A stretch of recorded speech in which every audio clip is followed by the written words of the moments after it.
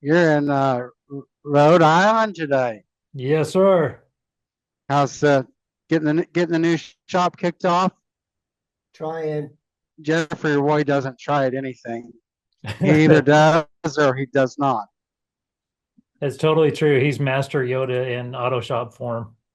That's right. Marketing guru, t-shirt guru, tech metric guru. Yeah. We were talking about onboarding employees and finding employees and screening employees this morning. And Jeffrey was telling me about some websites that I had personally never heard of. And he said, "Oh, that's old news. Everybody in my tribe knows it." But I was hoping that he could share some of how he finds employees. Truthfinder.com. Yep. Yeah. So I Yeah, do. I that's a go to good one. Indeed and I search in these what do they call it? Smart sources. I Yeah. search for a like business of mine. Let's say Jennings Car Care.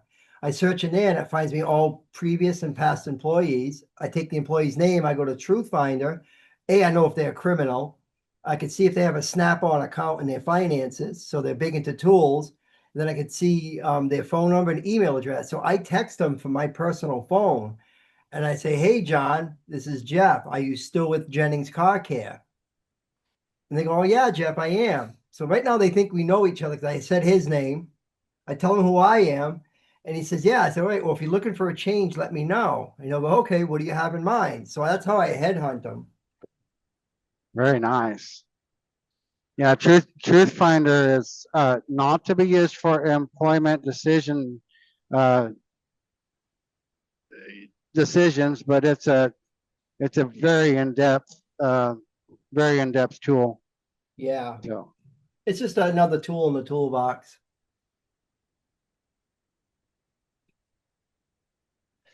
So Amber, have you used Truth Finder before? No?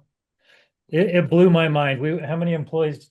Oh, we ex-nate about 5 of them. So everything from aggravated assault to drug charges to having an unregistered weapon, all kinds of great stuff. So yeah, just it was really fast and before him wasting time on interviews or chatting with them, he immediately disqualified all of them, and he said it doesn't usually go this bad, but we just found the I hit a clump of bad people from Jennings Car Care. Do you pay like a membership fee to be Yeah, I on that? forget what it is. It's pennies. But I it's believe it. worth it to get the right employee. I It believe really, it's a yeah, dollar a day. I yeah, think it's like $30 a month or something like that. yeah, it's worth it. And I don't use them for sometimes months on end, but I still just pay them. Let me see what the fee is. It was really effective, even if it just saves you the grief of interviewing once. It's worth its weight because if it takes you say 30 minutes to an hour to interview plus whatever else you're going to pull on them. I uh, pay 28.05 for every 30 days, and then I pay 4.99 per month for the phone reports. So I can search somebody's phone number and find them.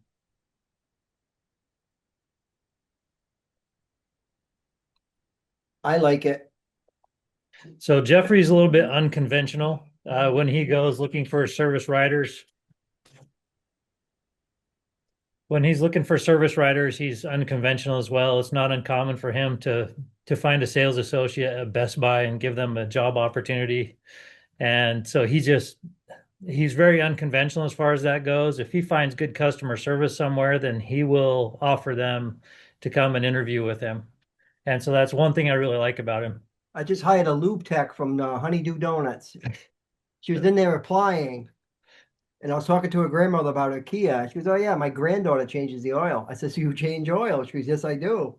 I said, "I just bought an express lube. Why don't you come talk to me Monday?" And as we speak, she's down at my other shop full time, learning how to change oil and what we want out of her. And she's excited. She's thrilled. She's up early. She's in work early. It's great. So far, so good. Yep. Yeah, she seems like a strong hire. Yeah. And she's excited to learn. And one thing I really liked about her, because she came over to grab a 10 mil, and I said, that drain plug's not going to be 10 mil. She said, I Googled it. And so she wasn't afraid to place a wager on whether it was 10 mil or greater. And she jokes around, but at the same time, she's going to be a good team player. I like the chemistry there. And so Yeah. Jeffrey's good at when he finds good talent, he can train him. And it's also something that I teach. I'd rather find someone that is malleable, that would work well with your team, and then you train them into their spot, other than finding someone that's already qualified, that already they're set in their ways and stuff. Yeah. So Jeffrey does a good job at that. I like training. I like training my way. It's a lot longer process, and sometimes it hurts when you get to the end of the process of training and they quit. But that's okay. Yes, we saw that in the last 90 days as well. At least they leave me having more knowledge for a better life. Yeah. And that's what the name of the game is. So, yeah, at the end of the day, you should have improved your employees, you should have improved your community and given them a better chance at life, whether it be language training, which is really big in our industry. I highly recommend that.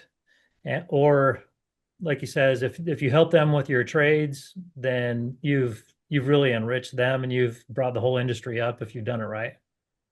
That's my plan. Yep. My story, and I'm sticking to it. So, are you done talking about employees?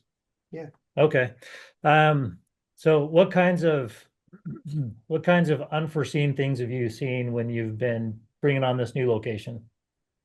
I'm hiring contractors, and I'm so shop fix and everything, and I just used to saying I do what I say and I say what I do, and you hire a guy, I'll be there Tuesday to dig up the floor, and they don't show up for 2 more weeks. Like, they don't even call you. It's like they think it's okay in the industry, and I don't like that. I can't stand it. That's been a real drag on me getting this building done. Just getting people to show up when they say they are.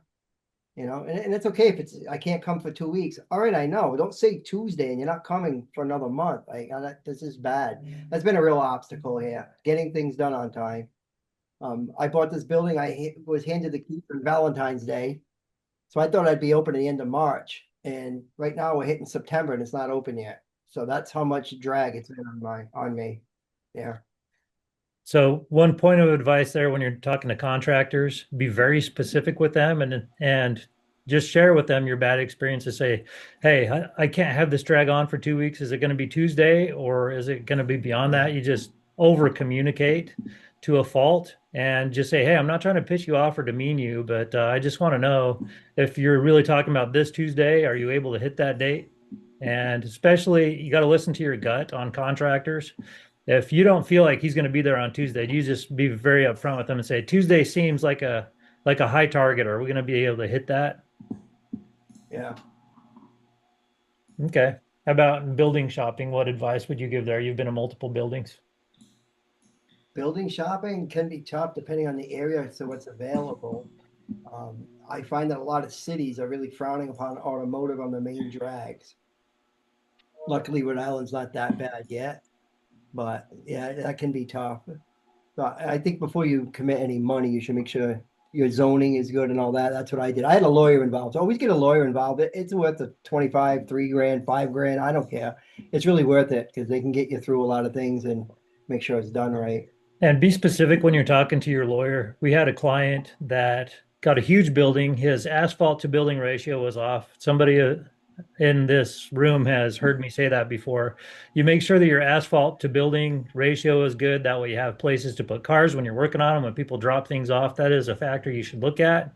Also, if you have an attorney involved, he needs to look into making sure that your services that you offer you're able to do that without modifications to your property. We had one that couldn't pressure wash on their property, so they had to put in $100,000 filter in order to pressure wash on their property. So you got to watch for those types of things. Just give them a list of services that you're going to offer.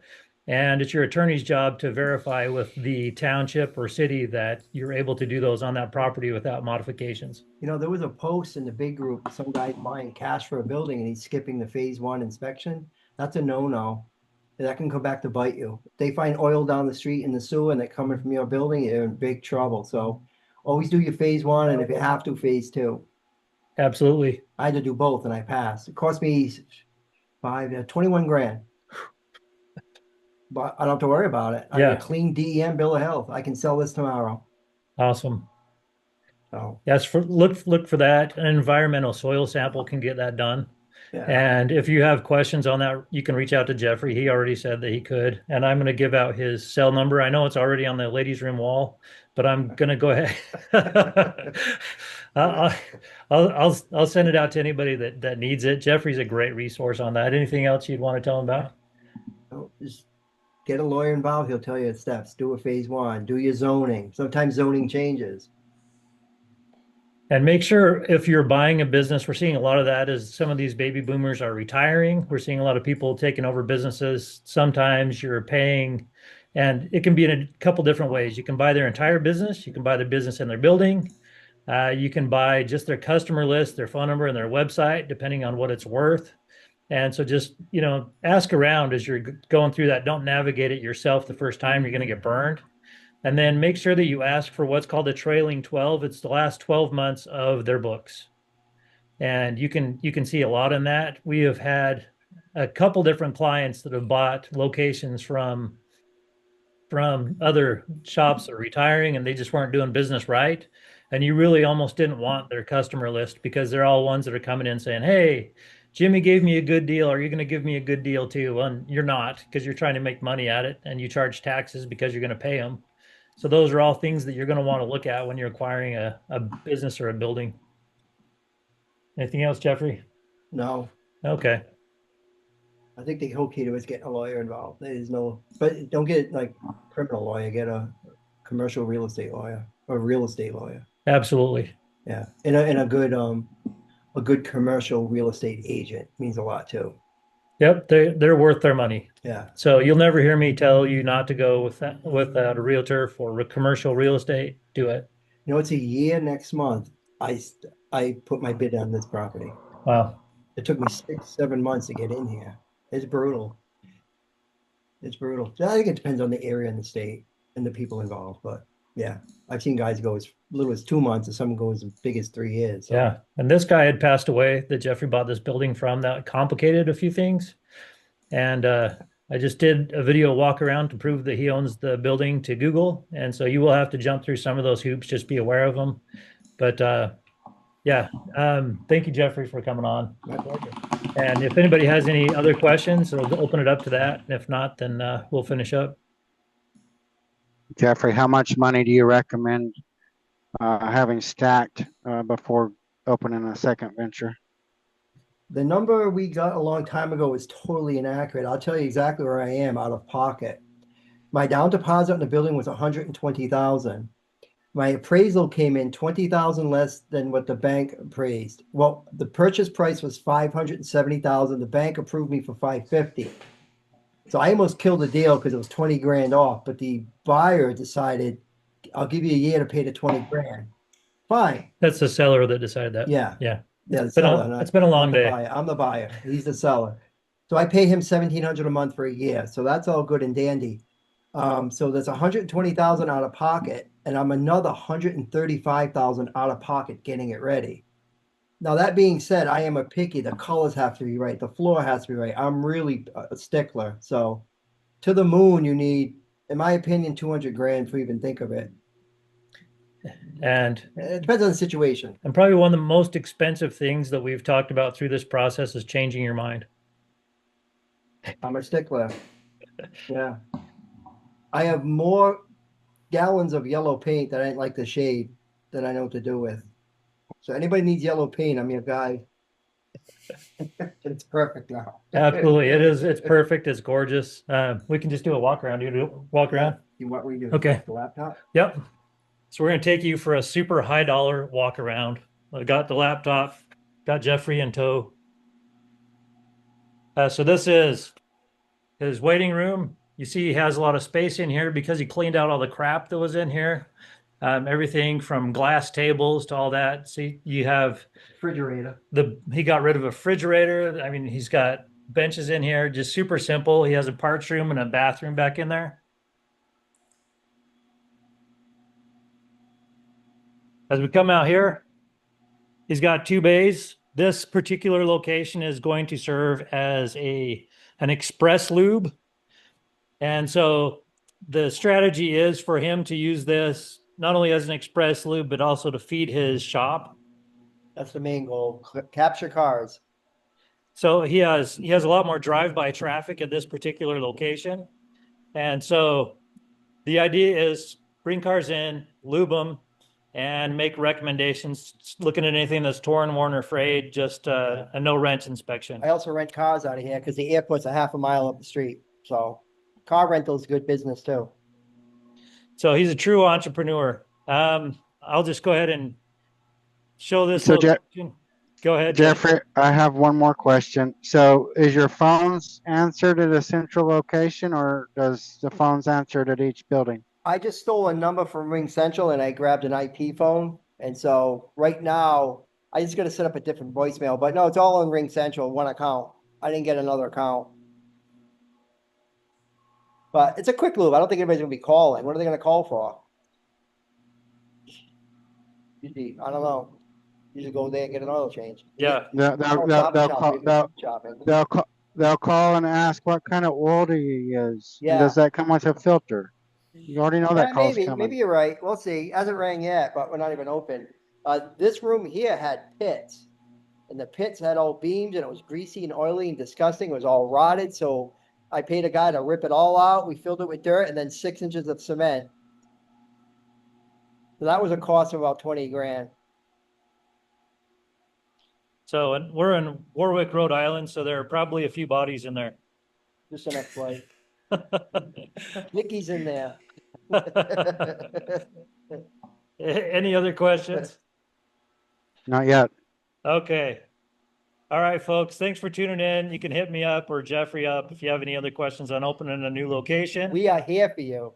Yes, we are definitely here for you. We'll talk to y'all later. See ya. Peace. Bye, everybody. Thanks.